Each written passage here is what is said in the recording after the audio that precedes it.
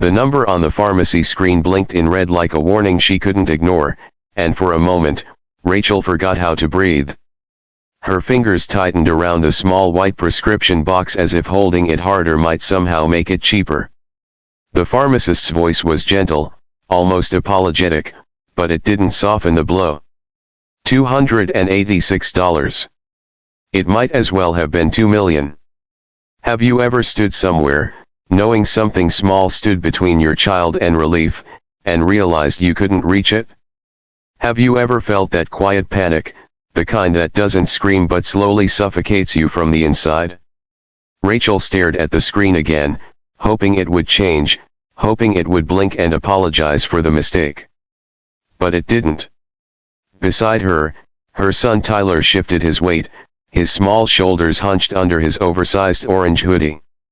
He looked pale, his skin still carrying the faint grayness from last night's fever. He didn't complain. He never complained. That somehow made it worse.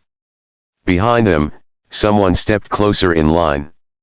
Rachel could feel his presence without turning around. She could feel time moving, the world continuing, people breathing, living, buying gum and toothpaste and cough drops, while her world hung suspended on a number she couldn't afford. She swallowed hard and opened her worn leather purse. Inside were a few crumpled bills and coins, her entire financial reality laid bare. $32.17. She already knew. She had counted it twice in the car, once in denial and once in grief. Her mind raced through impossible calculations. Rent was due in 4 days. Her electricity bill was already late.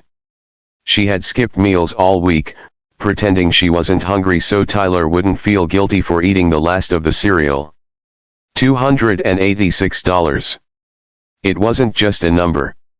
It was a wall she couldn't climb. Her husband, Marcus, had died 8 months ago. A construction accident. A single moment that turned her life into something unrecognizable. 1 minute she had a partner, someone who carried half the weight of the world, someone who laughed loudly and made Tyler giggle until he snorted. The next minute, she had silence. Bills. Fear. She worked 2 jobs now. Mornings cleaning offices downtown. Nights at a grocery store register. She slept in fragments, lived in exhaustion, and carried guilt like a permanent bruise. Still, it wasn't enough. She forced herself to speak, her voice fragile. She asked if there was a cheaper option, if there was anything else. The pharmacist checked, her fingers tapping softly on the keyboard. She shook her head with quiet sympathy. Rachel nodded, even though it felt like something inside her was breaking. She looked down at Tyler. His eyes were tired, but he tried to smile at her. He always tried to make it easier for her. He shouldn't have had to. Her chest tightened. She could leave. She could walk away. Maybe his fever would break on its own. Maybe he didn't need it that badly. But what if he did? What if tonight got worse? What if she woke up at 3 a.m. and it was too late? Her fingers trembled as she reached for her purse, ready to put the medicine back on the counter. Behind her, the man shifted. He was tall, maybe mid-30s, wearing a navy jacket and jeans. He didn't look rich. He didn't look extraordinary. He looked like someone ordinary, someone forgettable. Rachel avoided his eyes. Pride still lived inside her, fragile and stubborn. She handed the medicine back. And that's when he stepped forward. He didn't say anything at first. He simply placed his card on the counter beside hers. Rachel froze. Her first instinct was embarrassment. Heat flooded her face. Her throat tightened. She turned slightly, shaking her head. She told him he didn't have to do that. She couldn't accept it. But he just looked at Tyler. There was something in his eyes. Not pity. Not obligation. Recognition. The kind that comes from knowing pain personally.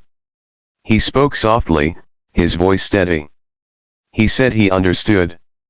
Rachel didn't know why those words hurt more than anything else. He wasn't pretending. He wasn't guessing. He understood. The pharmacist processed the payment before Rachel could protest again. The machine beeped, final and irreversible. The man picked up the small white bag and handed it to her. For a moment, Rachel couldn't take it. Her hands hovered in the air, suspended between refusal and desperation. Then Tyler coughed. A small, weak sound. That was enough. She took the bag. Her fingers brushed his for just a second. His hands were warm. She tried to thank him, but the words tangled in her throat. Nothing felt big enough. Nothing felt sufficient. He simply nodded, like it was nothing. But it wasn't nothing. It was everything. She asked